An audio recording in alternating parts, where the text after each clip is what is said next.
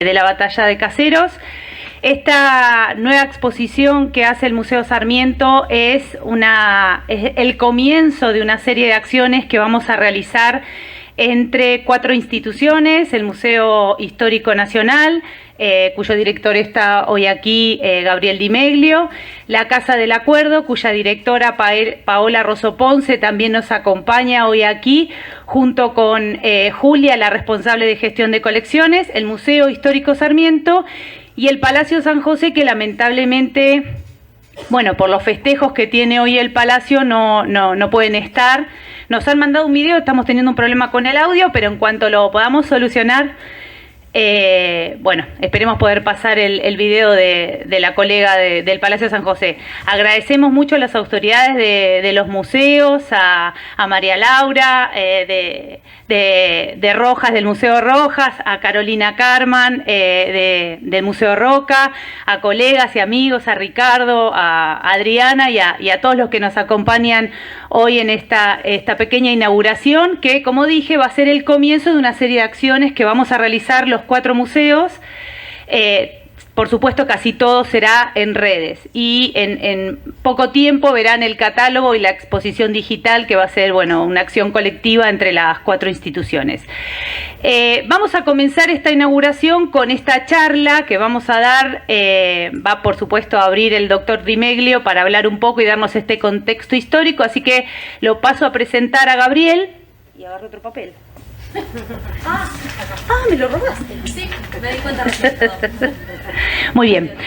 Gabriel Di Meglio, entonces, es doctor en Historia por la Universidad de Buenos Aires, profesor de Historia Argentina del siglo XIX en la carrera de Historia de esa universidad y en la Universidad Nacional de San Martín. Es investigador independiente de CONICET, publicó varios libros y numerosos artículos de historia social y política del Río de la Plata decimonónico, escribió y condujo diversos ciclos de historia en televisión para el canal Encuentro y fue uno de los creadores del dibujo animado La asombrosa excursión de Zamba. Entre 2014 y 2018 dirigió el Museo del Cabildo de Buenos Aires y desde el año 2020 dirige el Museo Histórico Nacional. Bueno, Gabriel.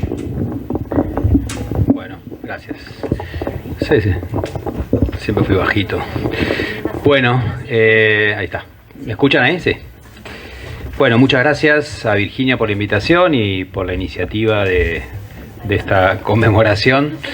Y bueno, vengo en mi rol doble de director del museo y de historiador de ese periodo, digamos, me especializo justo en esa época, para comentar algunas cosas que creo que pueden ser de interés de cómo pensar algunos aspectos para los museos históricos de este periodo de Caseros y de otros anteriores y posteriores, que tienen que ver con cierto desfasaje que ha habido en Argentina entre la producción de conocimiento histórico en las universidades, lo que llamamos popularmente historia académica, ¿no?, y los discursos históricos de los museos que se ocupan de temas históricos, ¿no? Si hacemos una gran división en museos entre museos de arte, museos de ciencias y museos históricos, por supuesto hay muchas variantes más.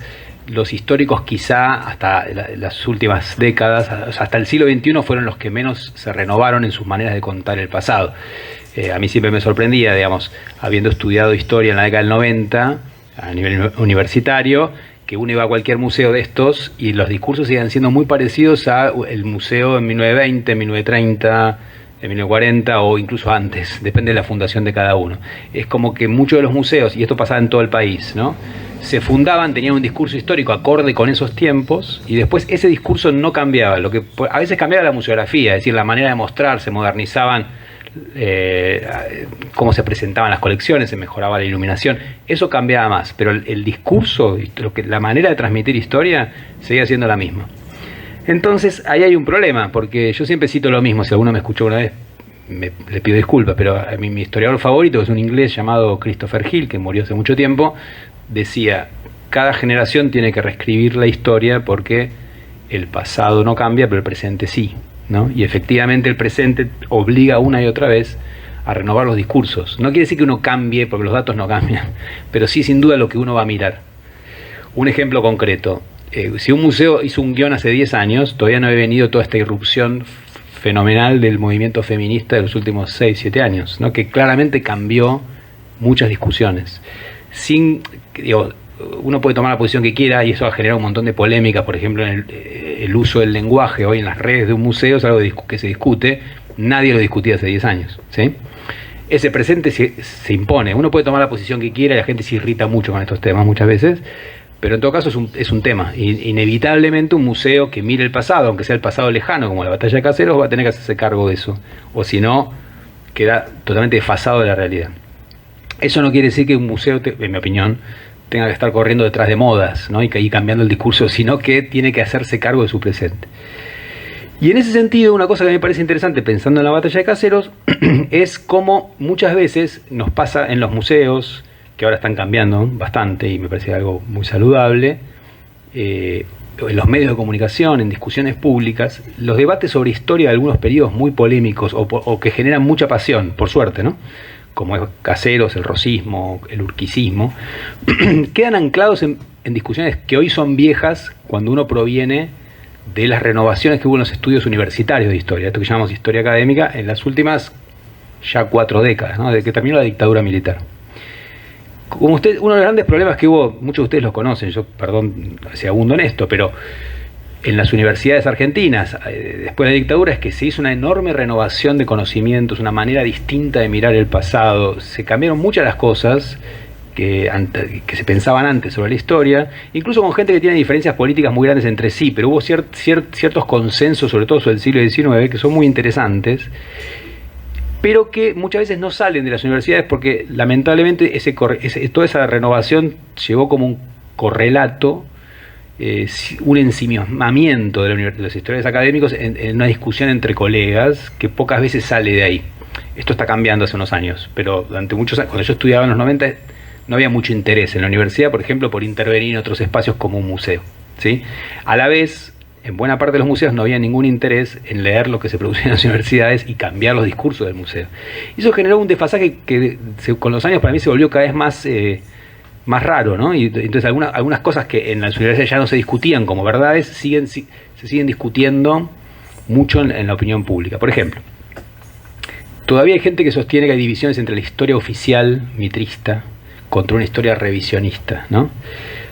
Yo en las universidades nacionales argentinas casi no queda nadie que se diga una cosa o la otra, ¿no? Es decir, ya hace décadas que no hay eso, no se discute eso. Y sin embargo, a nivel popular sí sigue habiendo muchas veces ese debate, ¿no? Menos de la otra tercera línea sería la vieja historia marxista, más pequeña. Pero esta historia llamada oficial, ¿no? En la cual Caseros, por ejemplo, es un punto de celebración. ¿No? El Mayo Caseros, la línea de la libertad, ¿no? Contra eso, en la década del 30 surge una línea llamada revisionista, que es nacionalista, criollista, antiliberal y sobre todo rosista, que defiende mucho las figuras de Rosas, que había sido como un gran prohibido, ¿no?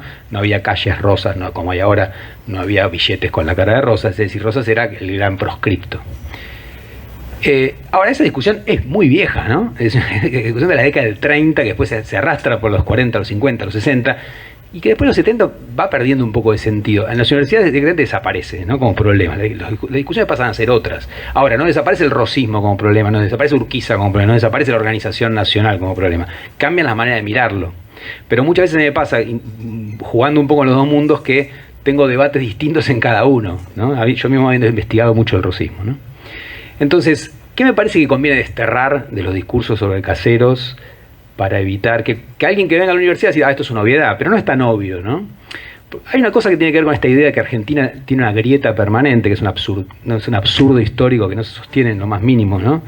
Así como cuando la gente dice es un Boca River, y los que nos gusta el fútbol sabemos que no existen solo Boca y River, que hay muchos equipos, ¿no? No hay una grieta única. Esa idea de que la grieta es una definición de Argentina, empíricamente no se sostiene en nada. Empíricamente, que si no hay prueba, se puede refutar eso todo el tiempo. Por supuesto que hay momentos de enorme polarización, pero no es la polarización lo que define a la historia argentina para nada, ¿sí? Depende en qué momento. Siempre el contexto define, ¿no? Entonces hay ciertas ideas absolutas que el siglo XIX está definido por unitarios contra federales, digo, para llegar a Caseros. Bueno, con eso yo no explico Caseros, ¿no? Tiene nada que ver con unitarios y federales. ¿Alguien va a decir que Rosas era unitario o alguien va a decir que Urquiza era unitario? Difícil, y se están peleando entre sí, ¿no? Entonces, ¿se entiende dónde voy? Entonces, de por sí, esa idea de una grieta que, o sea, efectivamente unitarios y federales fue un conflicto, ¿no? Por ahí saben, los unitarios nunca se dijeron a sí mismos unitarios, es un mote que le ponen sus enemigos, ¿sí? Nunca dijeron nosotros somos unitarios, se decían nacionales, ¿sí? Ese conflicto, digamos, hay un conflicto entre lo que podríamos llamar unitarios y federales en la década del 10, del siglo XIX, pero en realidad aparece como tal en la década de 1820. ¿Y cuándo termina ese conflicto? En 1831, cuando en una guerra civil que empiezan los unitarios fusilando a Dorrego, son derrotados cuando cae lo que llama la Liga del Interior, que dirigía el general Paz, y ahí el unitarismo, en 1831, como alternativa política, de hecho, que propone un modelo de unidad de soberanía, como es hoy Chile, o es Bolivia, o es Francia, que era el modelo, es decir, un país donde no hay federalismo, donde no hay soberanías provinciales ni estaduales, sino que hay un poder central. Eso ya nadie lo propone después del año 1831 abiertamente. Por lo tanto, ya no hay unitarios. ¿Dónde sigue habiendo unitarios? Muchos son los antiguos unitarios que siguen siendo antifederales, ¿sí? Pero no proponen un modelo unitario. O sea, el federalismo triunfa en Argentina en 1831, ¿sí? Pero Rosas, porque la política tiene dos dimensiones, más allá del proyecto político, va a seguir llamando unitario a todo enemigo de él. Eso incluye a los que fueron unitarios, incluye a los jóvenes románticos como Sarmiento o Alberdi, que decían que estaban mal unitarios y federales y que había que superarlos, o sea que nadie puede decir unitario a Sarmiento o a Alberdi o a Echeverría, dado que decían que los unitarios habían hecho las cosas mal, pero para Rosas, si eran enemigos, eran unitarios, e incluye a todos los federales que habían sido dorreguistas y que se opusieron al proyecto de Rosas y pierden la interna, si usamos un anacronismo, en 1833, gente que había sido federal mucho antes que Rosas, y se convierte en federal antirrosista, pero para Rosas es unitario, ¿se entiende, no? Entonces, por eso digo, no son dos grupos, todos esos que terminan todos en el exilio, luchando contra Rosas, no quieren lo mismo entre sí, tienen un enemigo común, ¿sí? Cualquier enemigo, porque Rosas era un político tremendamente hábil, para él es un unitario. Cuando Urquiza, que de unitario no tenía nada, se oponga a Rosas, ¿qué le va a decir Rosas? Rosas es un salvaje unitario, Urquiza es un salvaje unitario, ¿sí? Entonces, pero no nos sirve eso para entender, no es que cualquiera que se oponga a Rosas, porque Rosas diga que es unitario, es unitario. Unitario implica pensar en una forma de país, que además, y perdón con esto, no quiere decir el predominio de Buenos Aires, porque Rosas era porteño, ¿sí? Y si algo que defendió muchas veces es el predominio de su provincia. Entonces, unitarios no son los porteños, otro uso popular actual.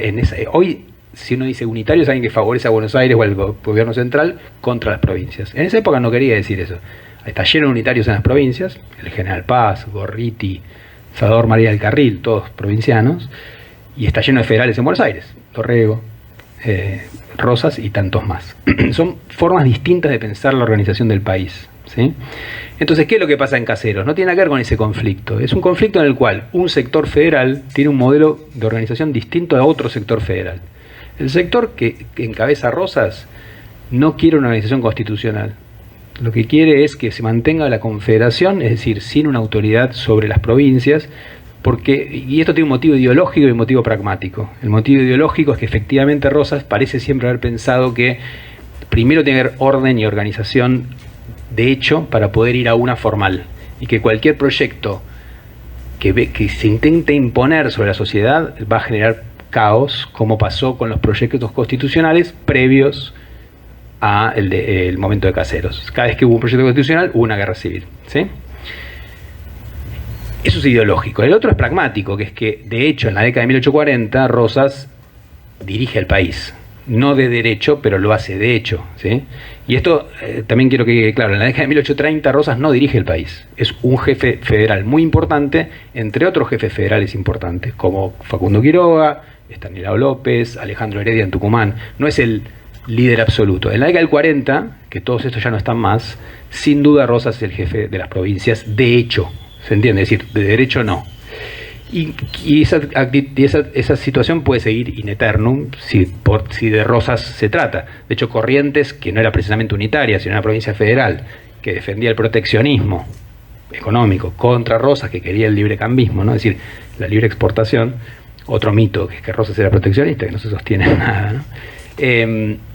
Se levanta en armas varias veces contra Rosas pidiendo organización constitucional, ¿sí?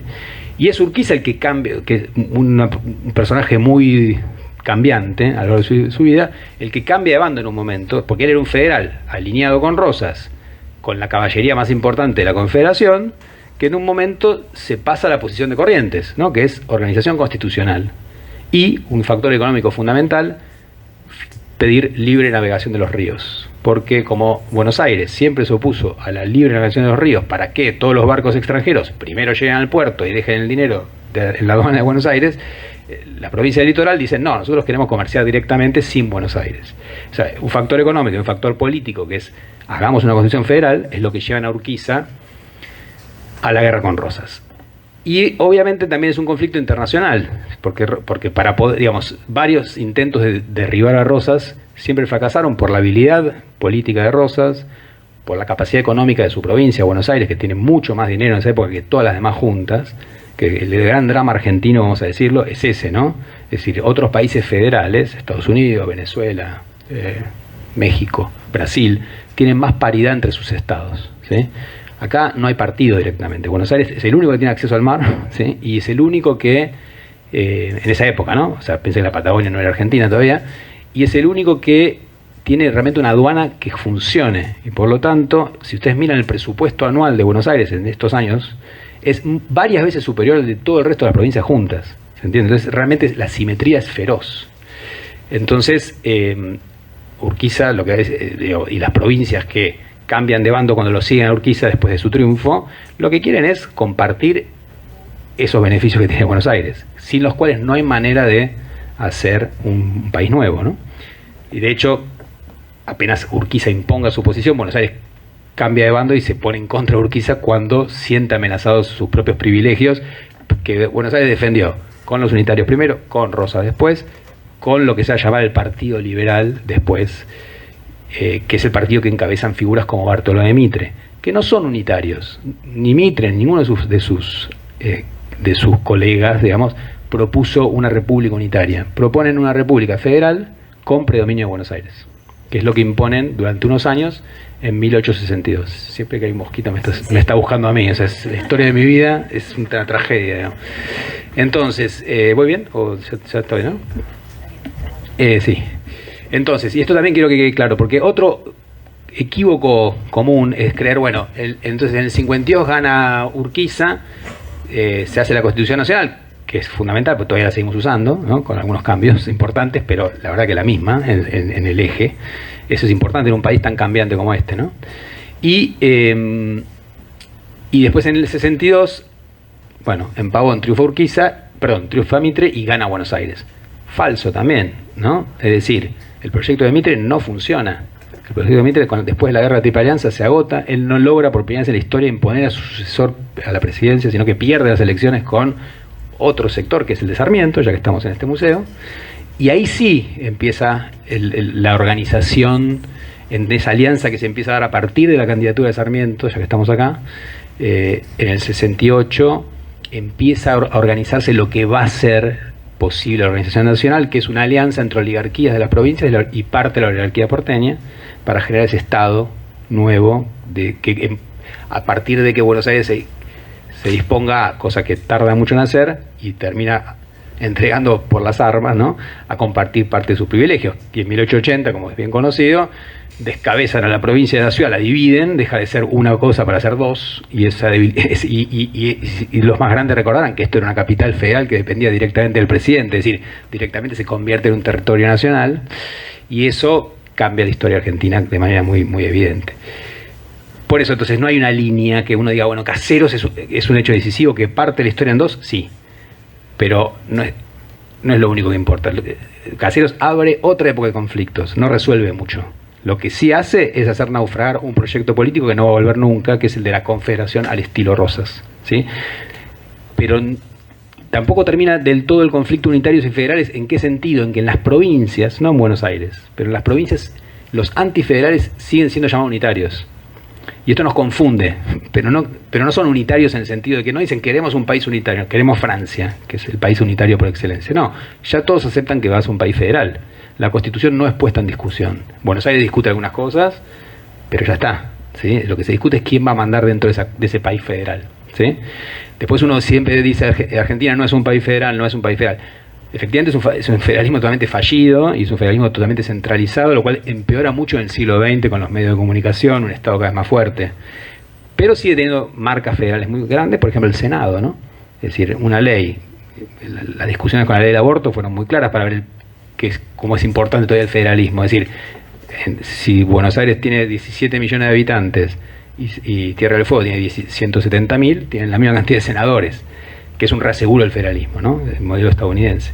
Entonces, no es que no es un país para nada federal, pero es un federalismo completa a nivel real, a nivel económico, a nivel social, a nivel comunicacional, sin duda es totalmente asimétrico.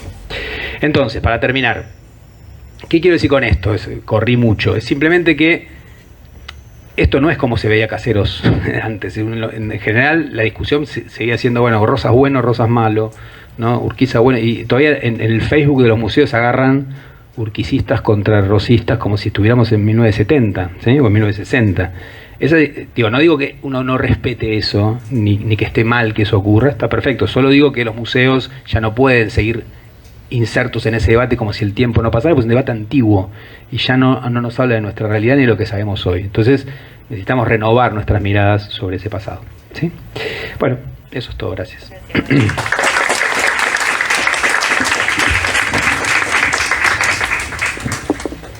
Bueno, muchísimas gracias, Gabriel, interesantísimo, y la verdad que nos pone a pensar un montón sobre los discursos de los museos. Hola, Andrés, ¿cómo estás? Bueno, vamos a pasar entonces a Paola Rosso Ponce. Paola es licenciada en Comunicación Social y museóloga por la Escuela Superior de Museología de Rosario y doctoranda en Comunicación. Desde noviembre del año 2018 dirige el Museo Nacional Casa del Acuerdo de San Nicolás, Buenos Aires, implementando un plan de gestión centrado en la puesta en valor integral en diálogo con la comunidad. Y luego de ella también hablará María Julia Tiseira, que es licenciada en Turismo y desde el año 2011 trabaja en el Museo Nacional Casa del Acuerdo y desde el 2016 está a cargo del área de registro y documentación de bienes culturales. Además, ha participado en el área de programas públicos del museo. Les damos la palabra. Me voy a acercar. ¿Se escucha?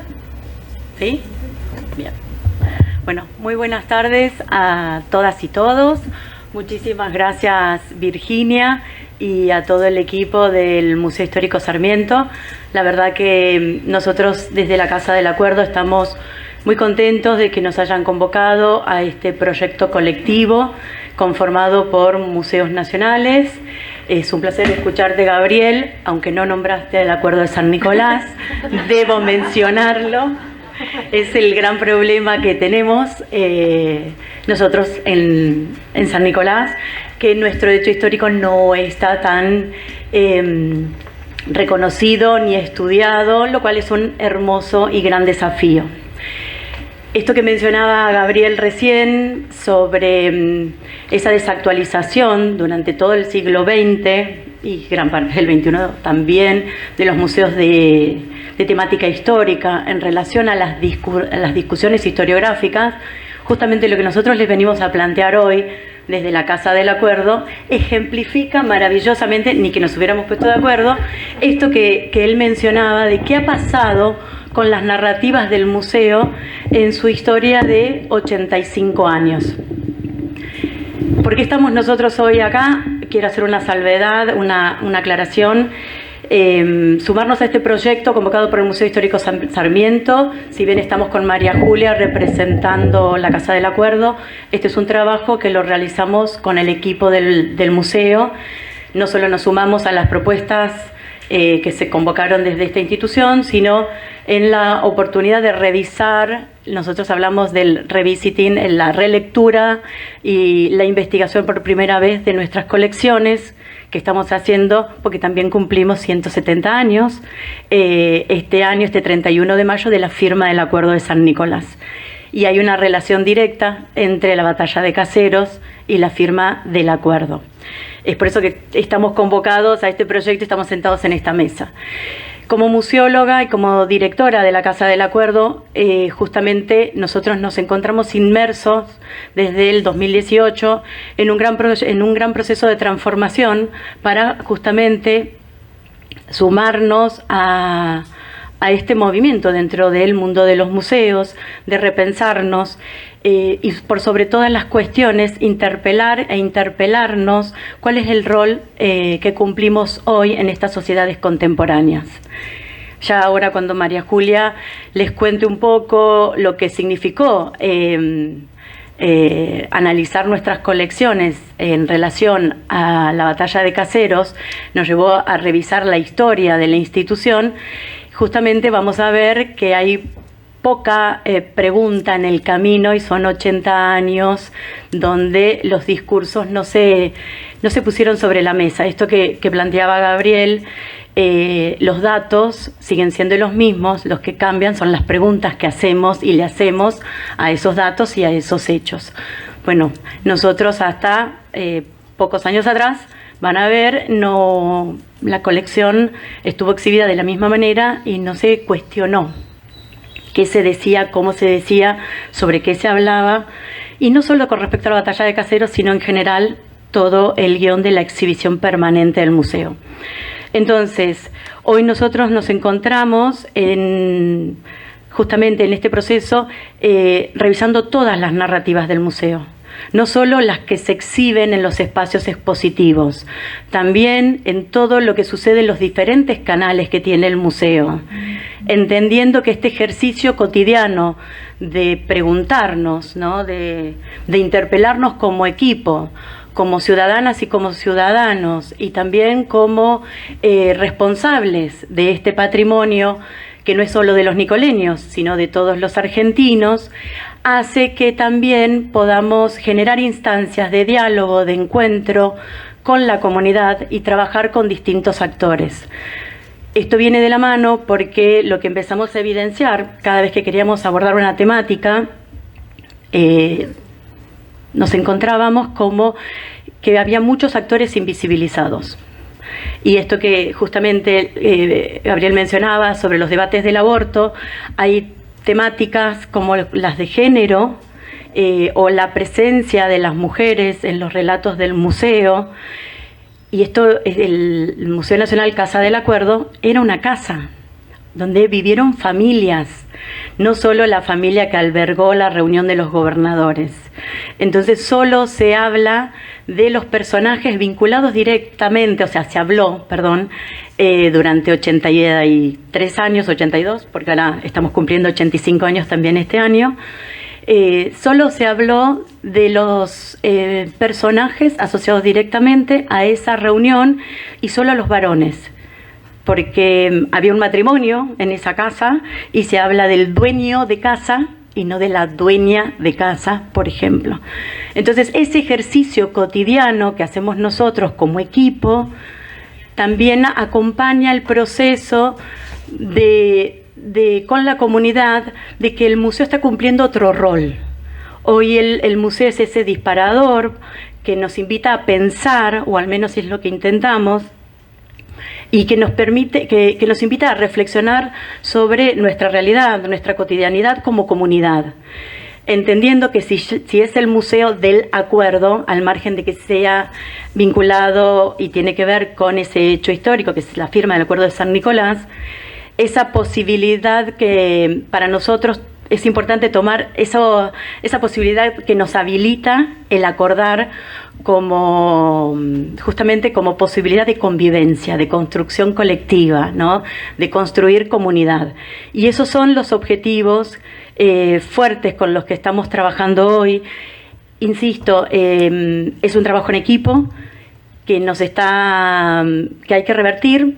Muchas décadas donde no se investigó la colección, donde se compartieron o divulgaron datos erróneos, o no se revisó jamás el relato, y sobre todo el diálogo con la comunidad era de mucha distancia, entendiendo el museo como ese lugar de poder con un discurso único y verdadero, incuestionable. Hoy por hoy, el trabajo que estamos haciendo con los distintos grupos de la comunidad que por suerte se están sumando a medida que vamos ampliando propuestas y proyectos, nos permite ese ejercicio de construir ciudadanía juntos.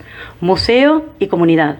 Así que en esa instancia estamos, por eso celebramos el trabajar en red con otras instituciones.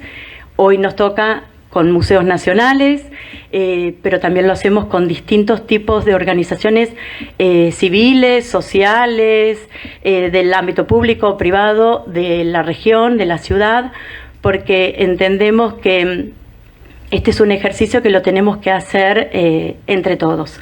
Así que ahora les vamos a contar un poquito de lo que fuimos descubriendo en este ejercicio que estamos haciendo de investigar las colecciones.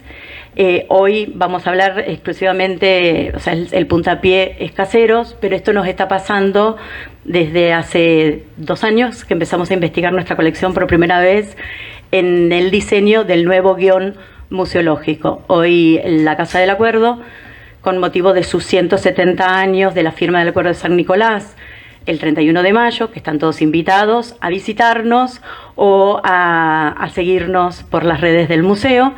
Y el 16 de octubre se cumplen 85 años de la creación del museo. Entonces, es un año emblemático para que nos cuestionemos y nos podamos reflexionar sobre lo que estamos haciendo, lo que se hizo durante toda la historia de nuestra institución y aquello que estamos proponiendo, al menos mediano y largo plazo. Así que invitados todos a San Nicolás, a conmemorar y a repasar juntos este hecho histórico y todo como ese hito no tan conocido dentro del proceso de organización nacional, que bueno, pronunciamiento de Urquiza, si lo hacemos lineal, pronunciamiento de Urquiza, batalla de Caseros, protocolo de Palermo, acuerdo de San Nicolás, sanción de la Constitución en la ciudad de Santa Fe en 1853. Así que bueno, bienvenidos a San Nicolás desde el Museo Histórico Sarmiento y muchísimas gracias.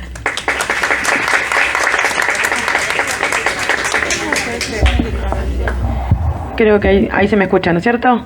Sí, perfecto, buenísimo. Bueno, buenas tardes a todos. Gracias, Pau. En concordancia con lo que decía Paola y retomando esto que ya nos estaba comentando, en este revisitar o releer las colecciones nos llevó automáticamente a ver nuestra propia historia institucional.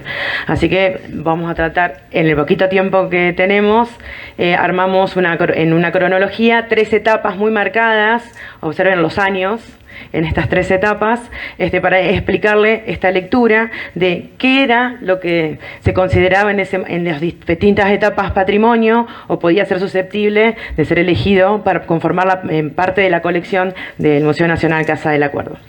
Estas 3 etapas son: la primera, la creación del Museo y Biblioteca Casa del Acuerdo, que va a ir desde 1936 hasta 1940, 1941, aproximadamente en años. La segunda va a ser la consolidación del relato, que va a ir desde el 40-41 hasta 2017. Y la última es esta relectura que estamos haciendo en la actualidad, que va a ir desde el 2017 hasta hoy. ¿Sí? En la primera etapa tenemos que decir que el Museo y Biblioteca Casa del Acuerdo fue creado por un decreto del Poder Ejecutivo en la presidencia de Agustín P. Justo, un 14 de mayo de 1936. En ese mismo decreto también se formula la instalación, o se encomendaba la instalación y la organización de una comisión nacional honoraria, ¿sí? Y se la dotaba de un presupuesto para que iniciara las tareas de adquirir todo lo que iba a formar parte de la colección, es decir, todo lo que eran los bienes, los documentos y el material bibliográfico, ¿sí? Tenemos que decir que estas adquisiciones se realizaron entre 1937, la gran mayoría, y 1939. Es la primera gran ola, después va a haber una, pero muy pequeña. Y la batalla de los bienes y materiales de la batalla de Caseros no fueron la excepción. También se adquirieron durante ese periodo, ¿sí? Y bueno, durante este periodo, el criterio museográfico y museológico fue encomendado a Enrique Udaondo. De esta manera podemos ver, a simple vista, un doble proceso de patrimonialización de la creación del Museo Nacional Casa del Acuerdo. Primero, porque era erigir esta casa histórica como un edificio símbolo, ¿sí?, representativo de la organización nacional, y a la vez era dotarla de contenido simbólico, ¿sí?, a través de la adquisición de estos bienes, de estos documentos y de este material bibliográfico que tenía que ver en consonancia con el sentido más tradicional de la museología, es decir, un museo es su colección. Según nuestra memoria institucional, y si me permiten lo voy a citar porque es muy gráfico, estas memorias institucionales corresponden a 1936-1937, a 2 meses de inaugurado el museo. Hace referencia en cuanto a la adquisición de este patrimonio de la siguiente manera. Dice: hemos tratado en lo posible de reunir en dicho sitio documentos originales, retratos, reliquias y todo cuanto fuera directamente pertinente a la personalidad del general Justo José de Urquiza y sus colaboradores, gobernadores de provincia, signatarios del acuerdo y de todos aquellos personajes que contribuyeron con sus esfuerzos en la obra de la organización nacional, suprema aspiración de todos los buenos argentinos. Esta cita nos muestra las intenciones de quienes tomaban las decisiones sobre qué patrimonio debía ser incorporado en el Museo Casa del Acuerdo, ¿sí? Y fíjense cómo también nos dice cuál debía ser el relato y qué actores iban a estar exaltados y quiénes iban a estar tal vez invisibilizados o cuáles podían llegar a ser invisibilizados. La cita esta nos deja ver que el personaje exaltado va a ser Justo José de Urquiza y el minimizado o tal vez invisibilizado va a ser Juan Manuel de Rosas. Esto nos da el pie para la segunda etapa. ¿Se acuerdan que les dije? Era la consolidación del relato que va a ir desde 1941 hasta 2017. En el 41 esta Comisión Nacional Honoraria va a cesar en su función, se va a conformar una nueva comisión que se va a llamar Comisión Casa del Acuerdo, del cual su secretario va a ser Walter Sigfrido Cartey. Él va a tomar en 1948 la dirección y la gestión del museo y él va a ser el que reformule esa primera exhibición permanente, introduciéndole algunos cambios. O sea, la reformula y uno de los cambios que hace es darle a la Batalla de Caseros una sala en exclusivo, ¿sí? Durante 50 años que dura la gestión de Don Cartey, se mantiene inalterable la exhibición permanente. Justamente la palabra dice, permanente. 50 años, sí, no la cambia. En el 1994, va a tomar la gestión por concurso la licenciada Diana Peirano. Ella hace algunas modificaciones a esta exhibición permanente, ¿sí? Pero en realidad era más bien despojarla porque las salas estaban muy atiborradas de patrimonio. Entonces las despoja de cantidad de patrimonio, que las pasa a reserva, e introduce en la sala de la Batalla de Caseros una lámina de Juan Manuel de Rosas. Ahí aparece. Esto nos da, se los dio de un recondo rápido, ¿no? Pero fíjense los periodos. Esto nos da el pie para esta tercera etapa, la de releer la colección, en lo que nos encontramos hoy, ¿sí? Desde el 94, desde que cesa a principios del 2000 la licenciada Peirano, también se va a mantener la exhibición permanente sin alteraciones, salvo esto que les comentaba recién, de quitar un poco de patrimonio por estar muy atiborradas las salas de contenido. Y en el 2017, fines del 16, 2017, recién ahí, por el estado de urgencia crítico que tenía el edificio, que tenía la Casa Histórica, vamos a proceder a retirar todo el patrimonio que se encontraba en salas y van a pasar, o sea, se desmonta esta exhibición permanente, se desmonta completa y se va a pasar a reserva. Recién en el 2019, 2018, por ahí, vamos a comenzar a hacer estas relecturas. ¿Por qué? Porque el retirar todos nos permitió a nosotros comenzar lo que Paola hacía referencia al principio, a empezar a investigar a las colecciones, a normalizar inventarios, a hacer tareas de conservación que se están haciendo por primera vez en la historia de la Casa del Acuerdo.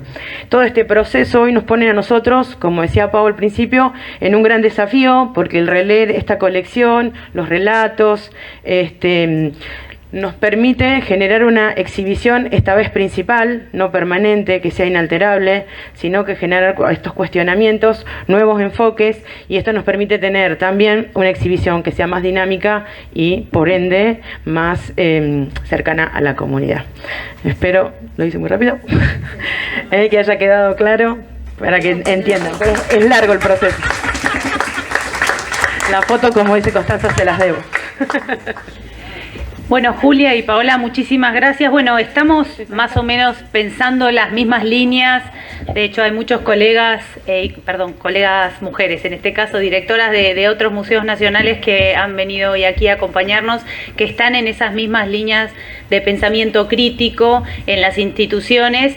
Y celebro lo que decía Gabriel respecto de lo que está pasando hoy, las discusiones que se están dando hace unos años, hace unas décadas en las universidades, que no había golpeado todavía a las instituciones museológicas. De hecho, en el Museo Histórico Sarmiento hicimos esa misma relectura de los discursos museológicos desde la creación. Nosotros tenemos un año menos que la Casa del Acuerdo, este museo se crea en el año 1938, y esas diégesis constitutivas de estos museos van a comenzar con Augusto Belín Sarmiento en el mismo momento que él dona las colecciones al Estado Nacional. De hecho, las dona y pasan al Museo Histórico Nacional a fines del año 1910, y recién, como dije, este museo se crea en el año 1938, es decir que Augusto muere antes de la fundación de este museo. Y el mismo Sarmiento, de hecho, al pensarse a sí mismo, se piensa como un hombre, un prócer, ¿no? Y esa palabra es súper importante, ¿no? Son palabras muy fuertes, un héroe.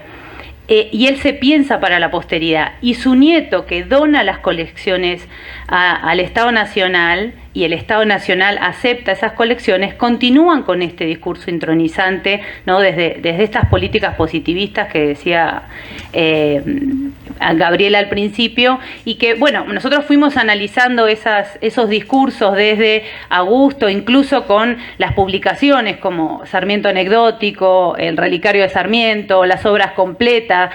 Podemos ver todo ese interés, ¿no? de hablar de un héroe y una contracara que permita mostrarlo esplendoroso, y en todos esos discursos, en el discurso del primer director que funda esta institución desde el año 1938, Ismael Busich Escobar, y hasta 1943, cuando habla, bueno, tenemos varias, eso es lo que tiene de bueno el museo, es que los directores han escrito mucho sobre las salas del museo. Entonces, pudimos ver cómo ese discurso fue estático, las colecciones estaban expuestas de maneras similares, no idénticas, de maneras muy similares, y esto lo podemos ver entonces, como decía recién, en Ismael Busich Escobar, cuando habla de una bandera, que ahora, bueno, Constanza va a contar la historia de esta bandera rosista de la institución, que, bueno, Sarmiento la toma en el Palomar de Caseros, y, por supuesto,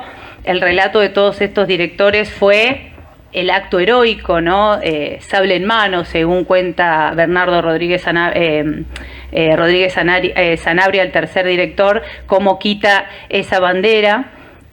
Respecto de, en el caso del segundo director, Antonio P. Castro, que va desde el año 56 hasta del 43 al 56, él habla de las nuevas salas del museo, continuando. Siempre, por supuesto, los discursos son Sarmiento. En este caso estuvimos estudiando específicamente lo que fue el hecho específico de Caseros y cómo se estuvo relatando, y siempre fue vencer a la tiranía de Rosas, ¿no? Esto que venía diciendo Gabriel. Y en este sentido yo creo que los postulamientos de Carol Duncan respecto de estas instituciones como espacios rituales y donde la experiencia liminal es fundamental, cobra sentido, ¿no? Y esto pasa desde fines del siglo XIX, como decía recién, y por lo menos tenemos registro hasta comienzos de la década del 90, que termina el mandato, el cuarto director, Ernesto Liceda, que en realidad para nosotros Ernesto Liceda es un parteaguas en la institución. Fue el primer museólogo que tiene la institución, el primer hombre que escribe sobre museología en el museo, el primer director que es parte del Colegio de Museólogos, que es una institución, bueno, lamentablemente ya no existe, y que explora otras perspectivas de Sarmiento, como por ejemplo considerarlo un precursor de la museología por el interés mismo que tenía Sarmiento en crear museos, en comprar colecciones a Europa para traer estas colecciones, por ejemplo, al Museo de Ciencias Naturales hoy. Pero lo interesante es que a partir del cuarto director, que estamos hablando de 1974 a 1988, hay un leve cambio en el discurso. Tanto Ismael Bucich Escobar, Antonio Castro y Rodríguez Sanabria lo que hacen es hablar, ¿no?, de estos buenos y estos malos, ¿no? Sarmiento, el héroe que derrota a Rosas en la batalla de Caseros. En el caso de Liceda se ve un poco más matizado el discurso, igualmente Sarmiento sigue siendo el héroe indiscutible, y creo que en este caso los planteamientos de John Berger son clave, ¿no? Digo, estas hipótesis que manejan estas instituciones, estos museos, tienen que ver con conceptos de héroe, de genio, de belleza, de forma, y son esos conceptos y esas verdades que decía recién Paola, lo que va a transmitir a través de esta objetualidad, de este patrimonio, este señalamiento en el sentido magritiano, lo digo, ¿no? Señalando estos artefactos como patrimonio o como decía recién Julia, o invisibilizando aquello que no es considerado parte del discurso. Es claro que las colecciones que aquí se conservan tienen línea directa, como dije recién, con Sarmiento, con su nieto, entonces hay una limitante en nuestro discurso, pero es cierto que esos análisis históricos que estuvimos haciendo de estos discursos nos han permitido ver y mostrar esta nueva intención que tenemos de hablar desde estas teorías críticas que decía recién, a las que se refería Paola, ¿no? Tratar de discutir, tratar de ver esa otredad, tratar de generar confrontación, y no solamente hablar de la batalla de Caseros, porque no somos una universidad, no somos un colegio, tenemos esta posibilidad en los museos de tomarnos ciertas licencias y jugar con los conceptos de maneras distintas. Entonces, no es necesario que relatemos la batalla de Caseros desde, como decía hoy al principio Gabriel, desde este presente, ¿no?, según las teorías que hoy estamos manejando, sino que podemos jugar, por ejemplo, en este caso, mostrar cómo ha discutido Sarmiento con otros personajes y que las discusiones han ido desde los egos, desde los protagonismos, ¿no?, y que han marcado este entramado bélico y político. Por eso también es importante pensar en los planteamientos de Susan Peirce, cuando está claro que nuestras colecciones solamente toman sentido a partir de esa interacción que se genera con el público, pero siempre desde esta cultura visual, ¿no? Y cómo nosotros planteamos ese objeto en relación con otros objetos, en relación con los textos, en relación con las imágenes, y acá creo que los postulados de Malraux, ¿no?, cuando habla de las esculturas góticas, es fundamental, ¿no? Esta descontextualización que se produce y este nuevo sentido a esos objetos que se le dan en un nuevo entramado, ¿no? Y en este sentido creo que nos alineamos a las posturas de Duberman cuando dice ¿no?, que estas exhibiciones son máquinas de guerra, porque son un acto público, ¿no?, un acto político y una toma de partido dentro de la sociedad en este presente. Este es el relato que hoy queremos contar. Por eso también hemos revisado tanto estos discursos anteriores. Y para hablar de eso, es muy interesante lo que va a contar Constanza ahora, y para ir cerrando esta mesa, sobre lo que pasó con la bandera rosista cuando empezamos a investigar sobre este hecho. Bueno, la voy a presentar a Coti. Ah, no, bueno, tenía unas imágenes porque son muy interesantes las imágenes, pero bueno. No va a servir de nada si no tiene nada. Mientras la presento. Constanza Ludueña estudió museología en la Escuela Nacional de Museología y Conservación y Restauración en la Universidad del Museo Social Argentino. Es miembro fundador de la Asociación Internacional para la Protección del Patrimonio Cultural, ASIMPAC. Realizó diferentes instancias de capacitación en gestión de colecciones, extensión educativa y en conservación y restauración tanto en el país como en el extranjero, y desde el año 2012 se desempeñó en el área de gestión de colecciones en el Museo Histórico Nacional del Cabildo de la Revolución de Mayo y actualmente es responsable del área de gestión de colecciones del Museo Histórico Sarmiento. Bueno, le damos la palabra a Coti. ¿No anda? Ah, sí. ¿Qué? Gracias. Es verdad, Virginia. Es verdad. Bueno, mi título es un poco largo, pero lo que quiero hablar particularmente es de lo que nos pasó a la hora de comenzar a elegir los objetos para esta exhibición. Como primer paso hay que armar un listado tentativo, ¿sí? Voy a ir rápido porque esto es aburrido, pero quiero mostrarles lo que es la cocina del armado de una exhibición, ¿sí? Lo primero es armar un listado tentativo. Agarramos todo lo que es el patrimonio, seleccionamos lo que tiene que ver con la temática que elegimos para esta exhibición y tratamos de ver cuáles son aquellos objetos que representan mejor nuestro discurso.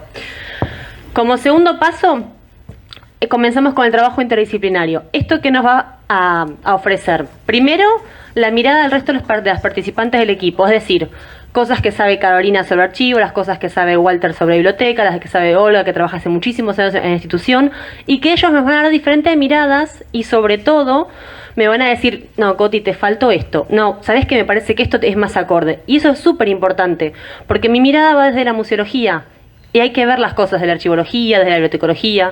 Eso nos va a dar mucha más riqueza a la hora de seleccionar los objetos.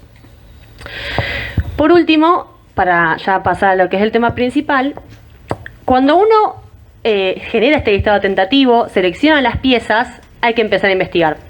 Sobre todo por lo que contó Julia, lamentablemente los museos nacionales, la mayoría, tienen sus colecciones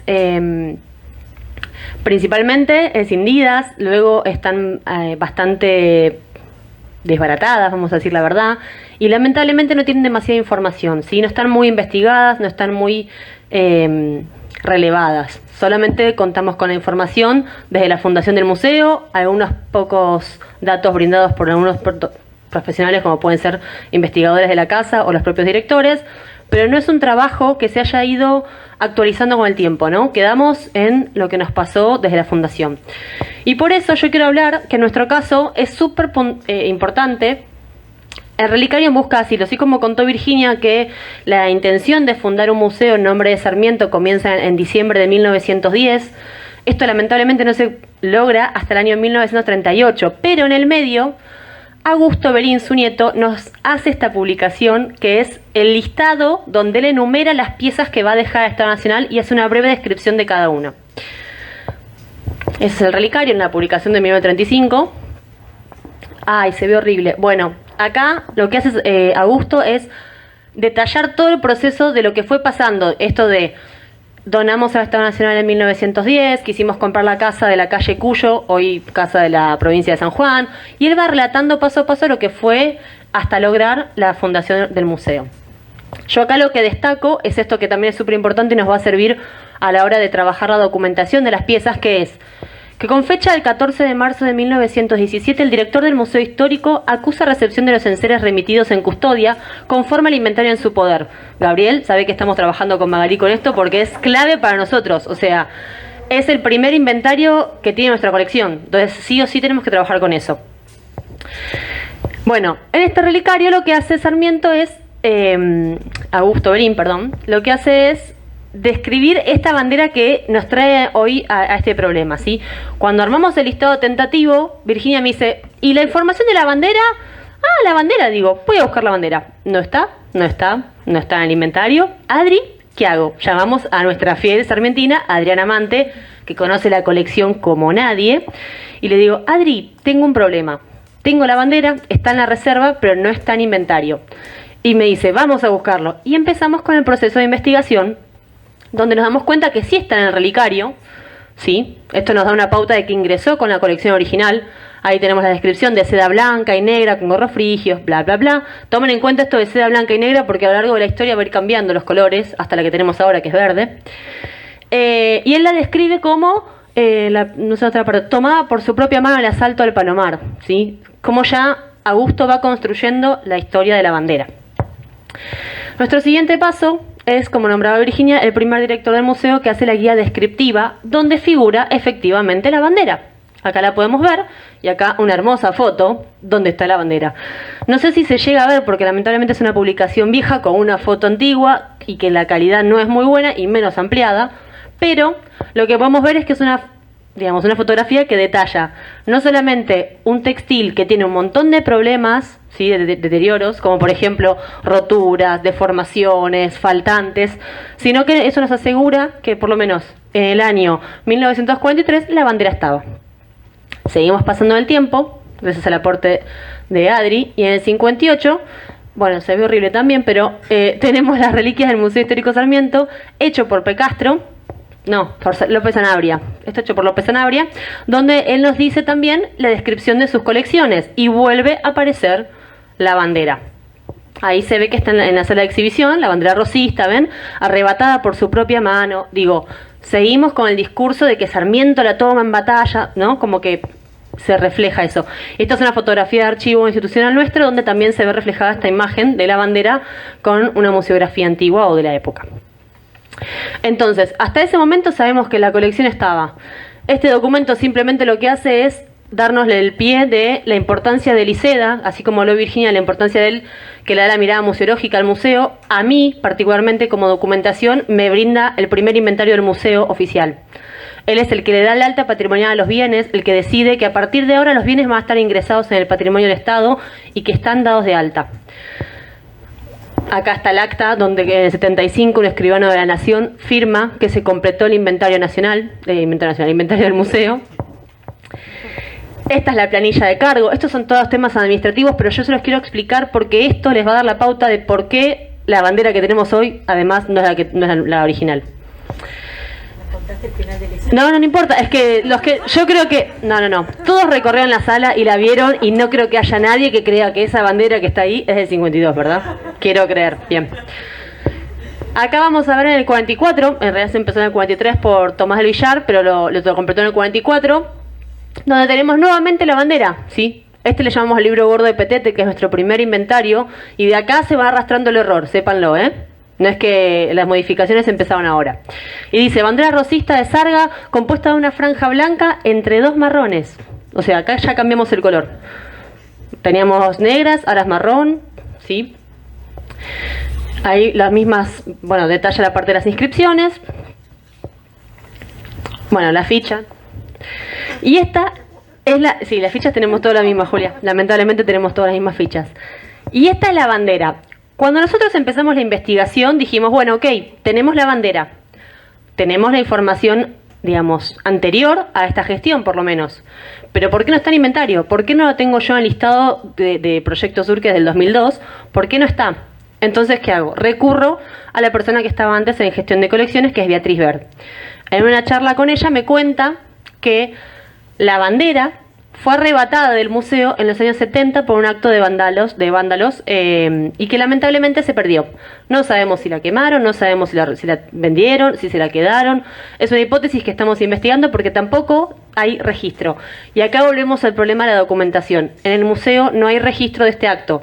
Entonces nunca se sabe qué es lo que pasó realmente. No lo vamos a saber hasta dentro de que logremos terminar la investigación, porque en registro de documentación no hay nada. Lo único que tenemos es el testimonio oral de esta señora que tiene muchos años y que a ella se lo dijeron cuando entró como voluntaria al museo. O sea, digo, háganse la idea de que es como un rumor que va corriendo por el museo. No, entraron unos vándalos y se llevaron la bandera. Es gravísimo, no tenemos testimonio escrito de esto, ¿sí? Y lamentablemente la bandera que tenemos hoy no corresponde con la que describe Augusto en el relicario, con la que habla López Sanabria, ni la que tenemos en el libro gordo de Petete, ¿no? Entonces nuestro problema comienza acá. Ok, no tenemos la original. ¿Y qué tenemos entonces?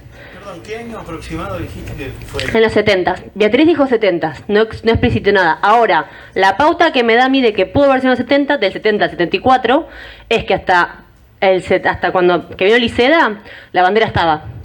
Liceda asume en el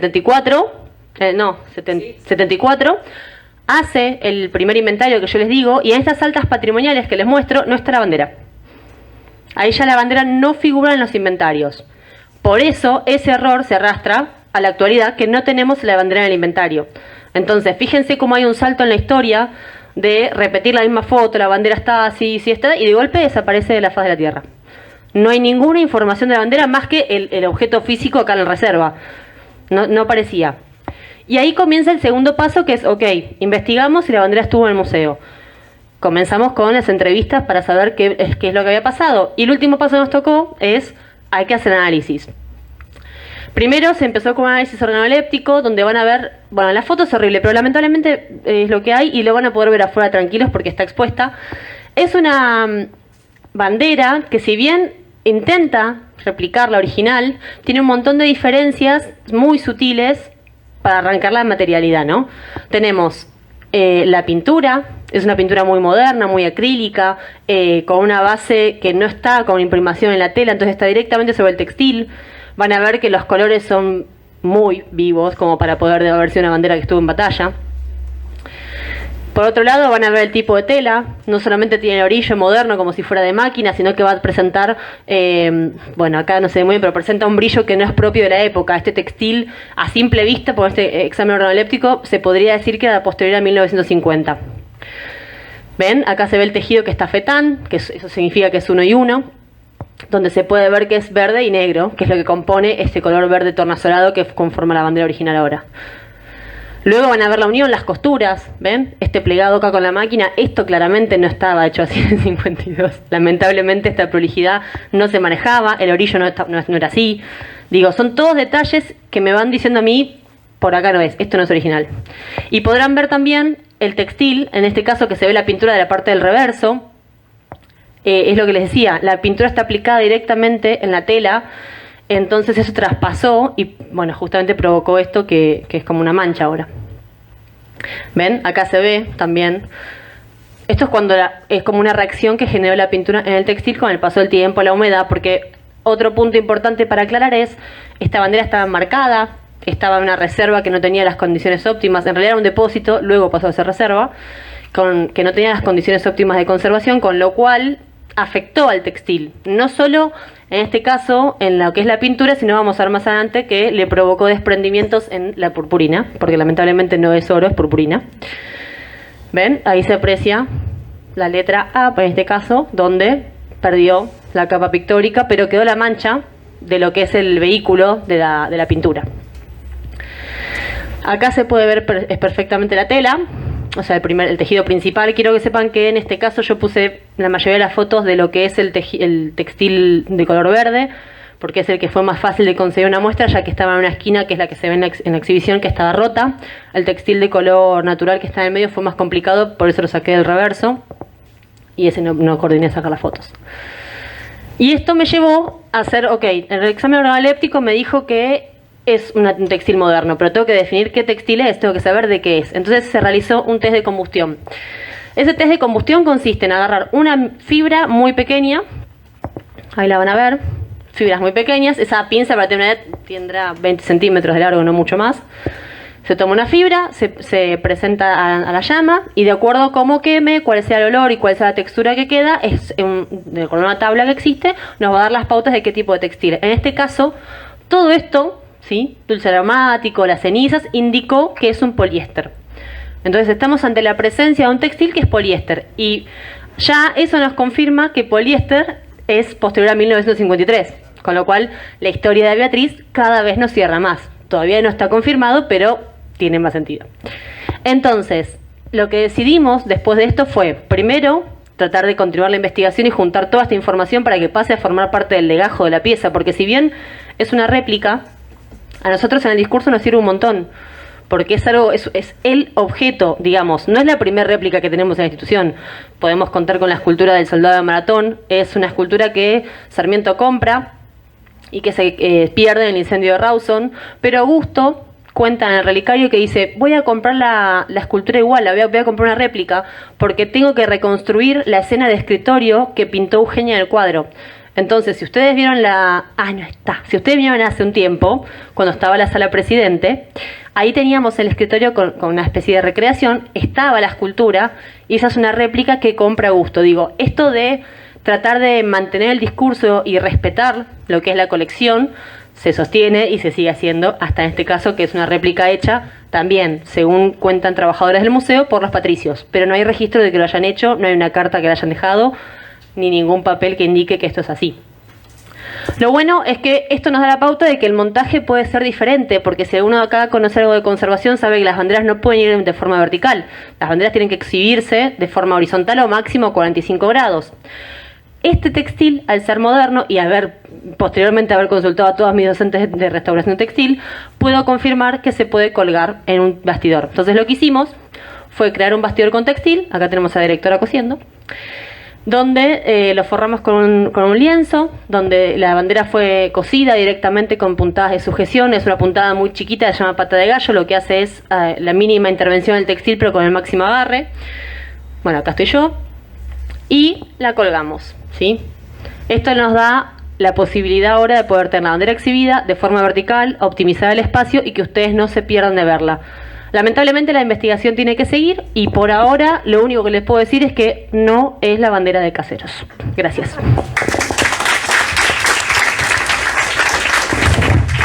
Bueno, esta es solamente una pequeña parte, una pequeña historia de los objetos que son parte del museo. Bueno, que hay muchísimas e infinitas y hay que explorar las colecciones, como decíamos hoy en esta mesa. Bueno, vamos a darle cierre entonces a esta mesa ahora y vamos a pasar a la inauguración. No, Luis, está. No, bueno. Ya está, porque si no es un lío. Vamos a pasar al área de la inauguración. Antes de que pasemos a la pequeña exposición que hicimos, antes de que vayamos al brindis y demás, quiero agradecer enormemente, como siempre, al equipo de este museo, que es un equipo que, este museo sin la gente que hoy trabaja acá, la verdad que no funcionaría, y les agradezco enormemente a Caro, a Francisco, a Sole, a Dari, a Guada, a Jorgelina, a Constanza, a Mónica, que se me fue. Mónica se fue. Mónica no está. Bueno, a todos. No voy a nombrar a todo el personal, estoy nombrando solamente los que hoy están aquí, a los chicos de seguridad, porque los chicos de seguridad no son solo los chicos de seguridad, trabajan con nosotros, de hecho estuvimos montando con ellos las salas, a Luis, a Roberto, a Lucas, a las chicas de conservación. Bueno, no puedo nombrar a todos, pues somos un montón, pero la verdad que el equipo de este museo le pone el pecho y les agradezco enormemente porque, como sabrán, los recursos son pocos, pero las ideas son muchas y las ganas de generar contenido son un montón. Así que ahora lo que vamos a hacer es, tenemos a Francisco acá que estuvo estudiando toda la semana para contarnos un poco sobre esta exposición que está dividida en 3 ejes. Es muy pequeña, pero cada vitrina representa un eje. El primer eje quisimos mostrar más o menos el contexto de lo que es la batalla. El segundo eje, la presencia de Sarmiento en Caseros. Y el último eje, estas discusiones de las que hablaba yo entre Sarmiento, Urquiza, Alberdi, Rosas. Bueno, esta característica que tenía Sarmiento de disparar a mansalva contra todos, lo vamos a ver en esta exposición. Así que, como dije, nos tomamos esta licencia, no estamos haciendo una historia lineal de la batalla de Caseros, sino estamos dando nuestro parecer respecto de las colecciones que tenemos y que nos han prestado. En este caso, Carlos Bertanesian colaboró muchísimo, de hecho ha donado un mapa que van a ver de la batalla de Caseros, está donada por Carlos. Ricardo de Tito, Adriana Amante, muchísimas gracias por habernos ayudado tanto con esta investigación y por formar parte del nuevo catálogo colectivo que vamos a hacer, que ya casi lo estamos ahí cerrando. Me falta el texto de Gabriel, pero no vamos a decirlo muy fuerte.